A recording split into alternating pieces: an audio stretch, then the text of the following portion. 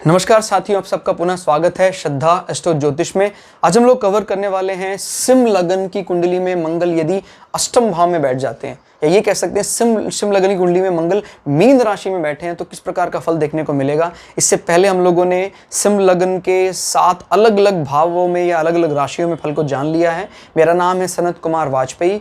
15 सालों का अनुभव है मुझे साइंस एंड एस्ट्रोलॉजी में।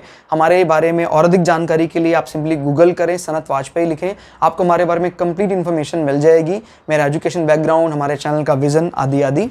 तो सिंह लगन के स्वामी हैं सूर्य, और सूर्य और मंगल की अच्छी खासी बनती है। जब कभी भी आप कोई लग्न देखें तो ये जरूर देखें कि उस लग्न के साथ उस ग्रह का क्या संबंध है, तो आप समझ पाएंगे कि इस ग्रह की कितनी ज़्यादा इंपॉर्टेंस है या कम इंपॉर्टेंस है। और सिंह लगन में तो बहुत ही ज़्यादा इंपॉर्टेंस है, क्योंकि वो योग कारक यानी विष्णु हाउस और लक्ष्मी हाउस के इकट्ठे मालिक बन जाते हैं, तो योग कारक ग्रह माने जाते हैं। अब मंगल आ गए हमारे 8वें भाव में।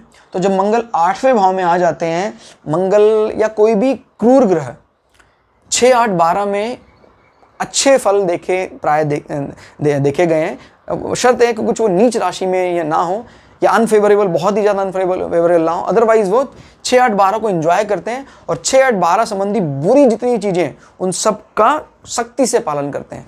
क्लियर हो गया? सख्ती से निपटान करते हैं। तो इसमें क्या है, मंगल यहाँ बैठकर आपकी आयु को बढ़ाएगा, इसमें कोई दो राय नहीं। मीन राशि में बैठा है, बृहस्पति को गुरु मानते हैं, सम्मान मानते हैं, और अकल्ट को लेकर, साधना को लेकर, तंत्र मंत्र को लेकर आप एक सात्विक गुरु की तरह बड़े अट्रैक्टिव होंगे। इनफैक्ट आप जीवन का एक समय जरूर उनके साथ बिताएंगे। जब कभी भी मंगल की अंतर्दशा प्रत्यंतर दशा लगेगी तो आप एक ऐसे पर्सनालिटी की तरफ अट्रैक्ट होंगे जो आपको इसका ज्ञान भी देंगे, और कोई ना कोई ससुराल पक्ष में भी ऐसा व्यक्ति होगा जो आपको इस प्रकार के विधाओं में प्राइमरी नॉलेज जरूर देने वाला होगा। क्लियर होगा? क्योंकि ये ससुराल पक्ष को भी बताता है, और ससुराल पक्ष में जब इस प्रकार का संबंध बनता है, जैसे मान लीजिए ससुराल पक्ष का यहाँ खाली है, कोई ऐसा विशेष योगदान नहीं आता है, तो उसको हम कह देते हैं कि चलो या। लेकिन अभी मंगल जो आपके योग कारक ग्रह को बताता है, और वो जब आपके ससुराल पक्ष में बैठा है, तो ये बात तय है कि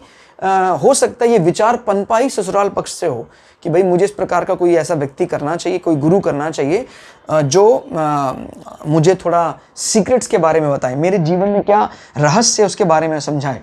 और यहाँ पर बैठकर मंगल अपने 9th हाउस को भी बंद करने का प्रयास कर रहे हैं।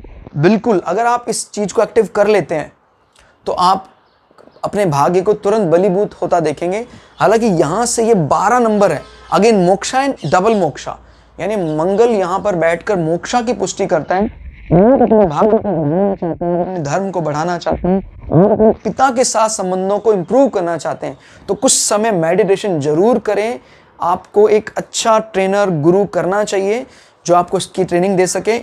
देखिएगा कैसे ये फलीभूत नजर आता है, और इसका बल आपको 4th हाउस में भी नजर आएगा। आपका खुद का मकान के लिए अगर आप परेशान हैं, आपको खुद का मकान मिल जाएगा, माता के साथ संबंध इंप्रूव हो जाएंगे, वाहन सुख मिलेगा।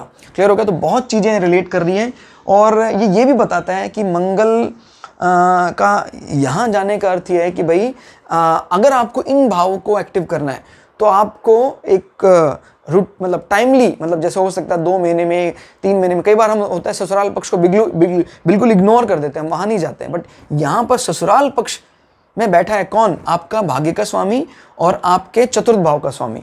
तो आपको कभी ऐसा लगे कि नहीं यार मैं इन चीज़ों को लेकर कमज़ोरी मिल रही है, तो आप ससुराल पक्ष में विजिट कीजिएगा।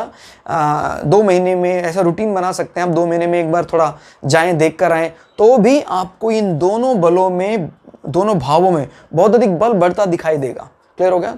तो ये भी ध्यान रखना है आपको कि ये ही इस प्रकार की रेमेडी सबसे कारगर होती हैं। नहीं कि हम किसी थर्ड पार्टी के लिए कहीं कुछ और दान करें, सबसे पहले तो हम अपने घर में ही अपने लोगों को दान करें। क्लियर हो गया? तो ये ध्यान रखिएगा, दान का मतलब हर बार ये नहीं होता है कि हमने कोई धन देकर दान किया है। क्लियर हो गया? हमने विचारों का दान किया है, हमने ग्रैटिट्यूड का दान किया है। क्लियर हो गया? तो ये सब चीज़ें भी ध्यान रखनी है कि एक रेस्पेक्ट होता है विचारों का, आंखों का, वो दान किया है हमने। ठीक हो गया? तो ये ध्यान रखना है। मंगल की दृष्टि देख लेते हैं। मंगल यहाँ से बैठकर 1, 2, 3, 4 आपके आय भाव को भी मजबूत करना। याद रखिएगा, मंगल इस भाव में डिस्कम्फर्ट नहीं महसूस करता है।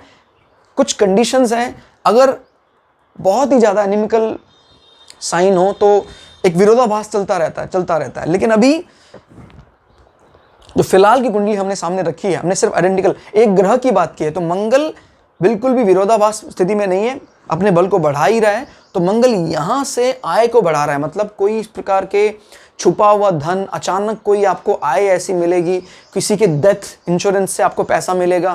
क्लियर हो गया?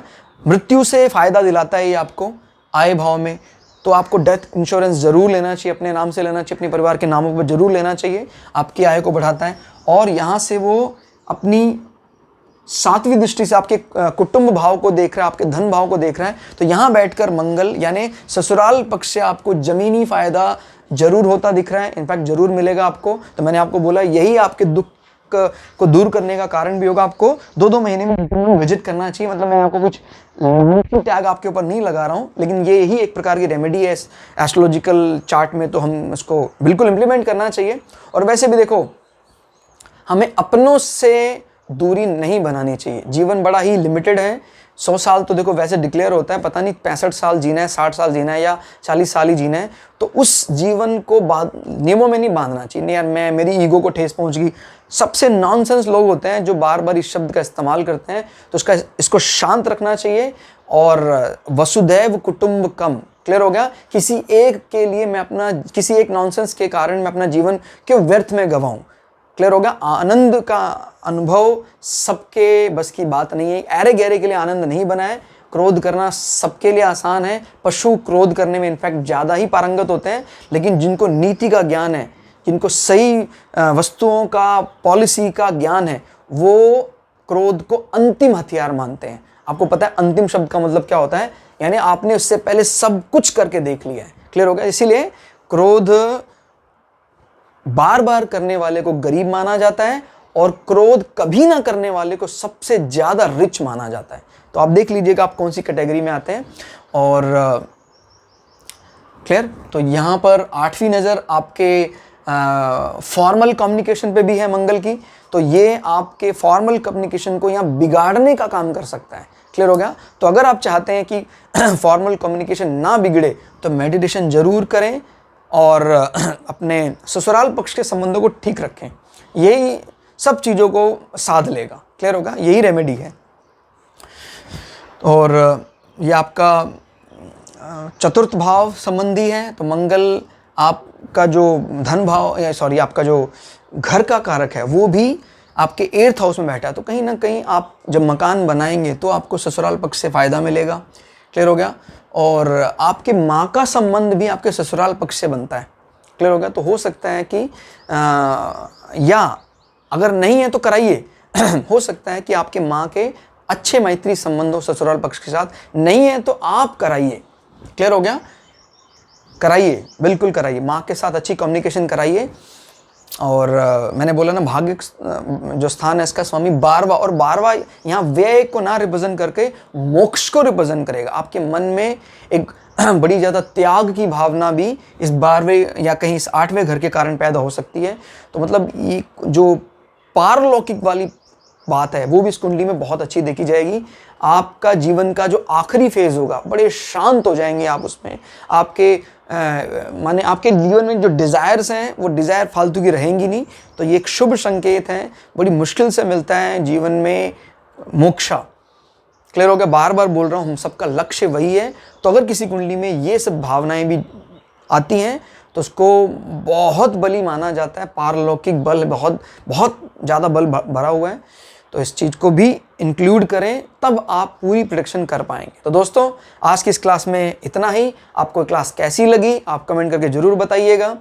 और अगर आपको क्लास अच्छी लगे तो लाइक कीजिए, चैनल को सब्सक्राइब कीजिए। मिलते हैं अगली वीडियो में, तब तक के लिए जय श्री भृगु पराशरा, जय श्री शुक्राचार्य, नमस्कार।